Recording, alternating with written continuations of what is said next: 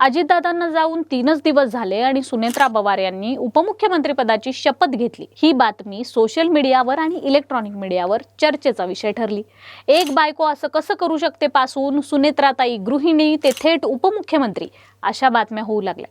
मात्र शांत आणि स्थितप्रज्ञ सुनेत्राताई यांना लहानपणापासूनच राजकीय आणि सामाजिक वारसा लाभलाय हे सगळे विसरून गेले।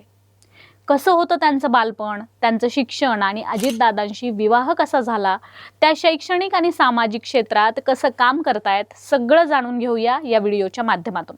नमस्कार, मी अनुजा आणि तुम्ही पाहताय कार्यारंभ। तेर धाराशिव जिल्ह्यातील संत गोरा कुंभारांचं गाव। तिथे बाजीराव पाटील हे मातब्बर संस्थानिक मूळचे निंबाळकर आणि नंतर पाटलांकडे दत्तक गेलेले। त्यांच्या पोटी 18 ऑक्टोबर 1963 मध्ये जन्म झाला लेकीचा, जिचं नाव त्यांनी सुनेत्रा ठेवलं। पद्मसिंह पाटील हे सुनेत्रा यांचे ज्येष्ठ बंधू। दोघांच्या वयात जवळपास 23 वर्षांचं अंतर। त्याने भाऊ आणि वडील असे दोन्ही नाते सुनेत्रा यांच्या बाबतीत पद्मसिंह पाटलांचे होते। सुनेत्रा जसजशा मोठ्या होत होत्या तसं आपलं घराणं हे सामान्य नाही, आपल्याला सामाजिक आणि राजकीय वारसा लाभलाय हे त्यांना कळत होतं। डॉक्टर पद्मसिंह पाटील यांचं धाराशिव मध्ये असलेलं प्रस्थ कोणाला माहित नाहीये, ते सर्वश्रुतच आहे। अशातच त्यांना मिळालेली मंत्रिपद आणि एकंदरीत त्यांचा दरारा याने पाटील आडनावामागचं आधीच असलेलं वलय आणखीनच वाढू लागलं। इकडे तेरमध्ये 10वी पर्यंत शिक्षण घेऊन सुनेत्रा धाराशिव येथे 11वी 12वीचे शिक्षण घेऊ लागल्या। पुढे महाविद्यालयीन शिक्षणासाठी त्यांनी थेट संभाजीनगर गाठत सरस्वती भुवनमध्ये आपलं शिक्षण पूर्ण केलं। हॉस्टेलमध्ये राहून कॉमर्सची पदवी घेत असताना त्यांचा कॉलेजमधील वावर आणि एकंदरीत विचारसरणी यातून त्यांच्यातील नेतृत्व गुण दिसून येत होते। अशातच त्यांना अजितदादांचं स्थळ आलं। अर्थात शरद पवार आणि पद्मसिंह पाटलांची जवळीक कोणाला माहित नाहीये, त्यातूनच हे नातं पुढे गेलं। तेव्हा दादा शेती आणि सहकार अशा क्षेत्रात काम करत होते। नुकताच त्यांचा राजकारणात उदय होऊ घातला होता। एका मुलाखती दरम्यान खुद्द दादांनीच ही गोष्ट सांगितली आहे की एका सहकारी संस्थेचा संस्थापक होतो म्हणून मला त्यांनी म्हणजे सुनेत्रा यांच्या वडिलांनी होकार दिला, परंतु तेव्हा घर बांधलेलं नव्हतं। पत्र्याच्या घरात बायको आणायची नाही म्हणून मी आधी घर बांधायला वेळ मागितला आणि घर बांधल्यावर सुनेत्रा यांच्याशी लग्न केलं। अर्थात त्यात शरद पवारांची बारामतीवरची मजबूत पकडही कारणीभूत होती, ज्यामुळे अजितदादा हे राजकारणात वृद्धिंगत होत होते। अजितदादा राजकारणातील पहिली निवडणूक लढवून खासदार झाले। दिल्लीत मन रमेना म्हणून राज्याच्या राजकारणात सक्रिय झाले। या सगळ्यात सुनेत्रा या सहचारिणी म्हणून सोबत होत्या।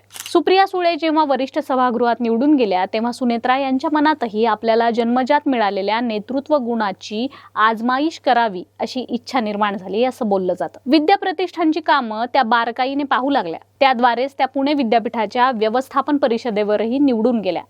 त्यांचं महिलांसाठीचं काम, शैक्षणिक काम, सामाजिक क्षेत्रात आघाडी सुरू होती, तशीच दादांची राजकारणात आघाडी सुरू होती। दादा सरकारमध्ये होते आणि घराची सगळी धुरा एक हाती सुनेत्राताई पाहत होत्या।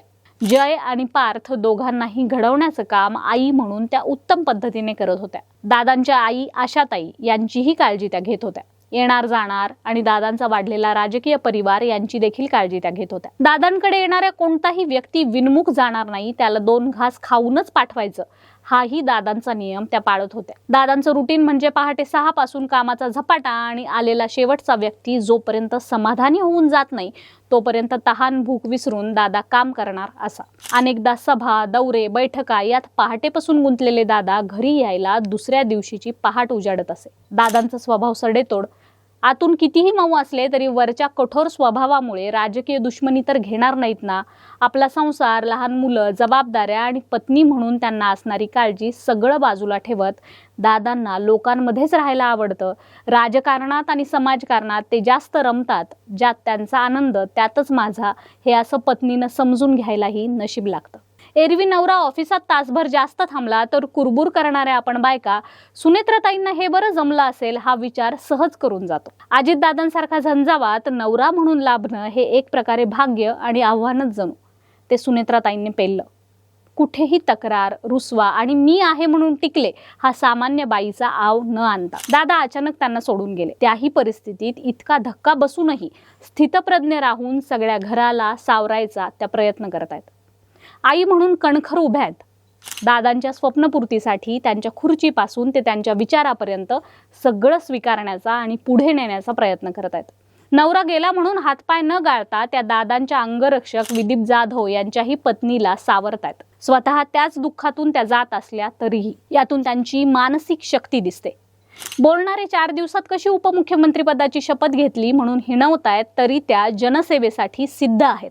कारण त्या पत्नी आहेत कामाच्या माणसाच्या, त्या माणसाच्या ज्याला आलेला कागद सही केल्याशिवाय आणि काम घेऊन आलेला व्यक्ती काम झाल्याशिवाय रिकाम्या हाताने पाठवणं आवडत नव्हतं. त्या माणसाच्या त्या पत्नी आहेत ज्याने हातात घड्याळ फक्त आवड म्हणून घातलं नाही, तर त्यातल्या प्रत्येक क्षणाची किंमत ठेवत आयुष्य घातलं. त्यामुळेच दुःख करत बसण्यात त्यांच्या सुनेत्राने वेळ घालवलेला दादांना आवडणार नाही हे जाणून त्या कामाला लागल्या. त्या दादांचं ऐकतायत. त्या त्यांच्या भावनेला आवर घालून कामात दादांना शोधतायत. त्या दादांचं काम करतायत. बाकी लोक काय घोड्यावरही बसू देत नाहीत आणि पायी चालू देत नाहीत. तुमची मतं कमेंट बॉक्समध्ये जरूर सांगा. व्हिडिओला लाईक आणि शेअर करा आणि कार्यारंभवर नवे असाल तर सबस्क्राईब करा. कार्यारंभ डिजिटल या फेसबुक आणि इन्स्टा पेजलाही फॉलो करा. धन्यवाद.